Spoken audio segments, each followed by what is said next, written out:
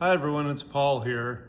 I'm sure a lot of you have seen my shorts, which are always, I think they're funny, which show kind of the funnier, zanier, crazier side of caregiving for a parent with Alzheimer's.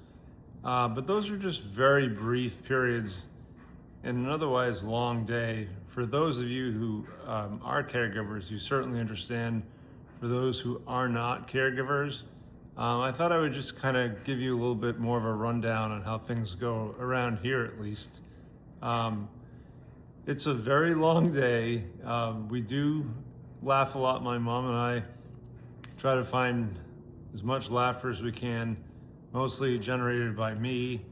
I like to tease her or make her laugh, or, like I showed before, I like to ask her to dance, and she never says yes.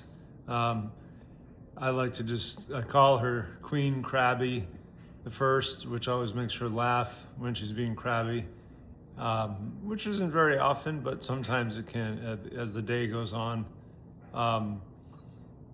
But we have kind of an interesting setup around here.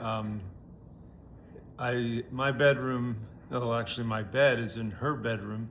So in the middle of the night, if she gets up and she either needs to use the restroom or she's scared and confused, I'm literally 2 feet away from her. And we have a mattress alarm that goes under her mattress. So when she gets up, I hear it even though I'm right next to her. As the caregiver would say, I sleep with one ear open at all times. As like last night, for example, she woke up in the middle of the night and was insisting that she needed to wash her hands. Why, I don't know. But I always just kind of lean into her reality. So I got up with her and we went to the bathroom and washed her hands, and I helped her back into bed. And then about an hour later, she said she got up and said she needed to use the restroom. So we got up again. And then later on, a few hours later, she had some sort of nightmare and woke up and was convinced that there are other people in the room. So I kind of had to go along with that and tell her, I'm right here, it's okay, it's just, we'll be fine, we'll work it out. And 30 minutes later, she kind of dozed off again and went back to sleep. So there are a lot of funny moments throughout the day, but there are also a lot of moments that aren't fun for her or for me. But it's not about me, it's about her. But for those who don't know what it's like, as I said, it's kind of a wild ride. For those of you who don't know, Alzheimer's patients or dementia patients go through what's called sundowning, which can occur anywhere in the early to mid-afternoon. It can go all the way till bedtime for some. I think everyone's brains are a little different. But with my mom, she starts reading the ceiling or reading her pants, reading whatever's around her. If she's wearing a blanket, she'll start reading the blanket.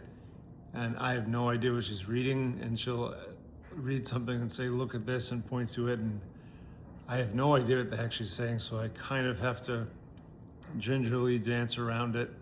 Or she'll be convinced that she needs to go home to see her parents. Both of her parents have been dead for 40 years plus. So sundowning can be tricky, and then it's followed a lot by the same question repeatedly over and over and over again. Or sometimes it can be she sees a whole classroom full of children walking around the room. Sometimes there are babies crawling by. It can be kind of interesting, but you always have to just kind of meet her in her reality, because if you argue, you'll get absolutely nowhere, and it makes her upset and nervous, and then the caregiver, me in this case, gets very nervous and upset as well, and it makes for a very uncomfortable evening. So it's not just simply forgetting things and forgetting where you are. It's far more intense than that for people that don't know. People that do know, you know what I'm saying. But I make the short videos to kind of show the lighter side of caregiving. But again, there are a lot of sides to the day. 1 minute we can be laughing, the next minute we might not be. Like I put out a brief post on X last night talking about how I helped her, with dinner, and at the end she thanked me for all I do for her. And I went into the other room to do something, came back into the living room where she was sitting, and she looked at me and said, "Wow, I haven't seen you in years. Look at you." And we had literally just been in the same room having dinner 10 minutes earlier. So it can be quite a ride. But I don't want to talk too long here, but I just thought I'd give kind of a bit of a background on how things really are, because I know my shorts are, kind of irreverent, but that's not the whole story by any means. And I don't want people to assume that I'm making fun of anything, or I'm just trying to find the humor in an otherwise long and crazy day.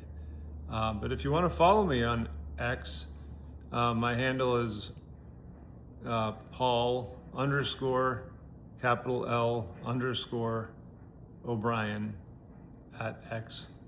I share a lot of the good, a lot of the not so good, and I always enjoy hearing from people. And usually my X posts elicit a lot of responses, which are great. People share their stories. It makes me feel better, makes them feel better. So if you ever want to join and follow along, please do so. And have a great Sunday. Take care.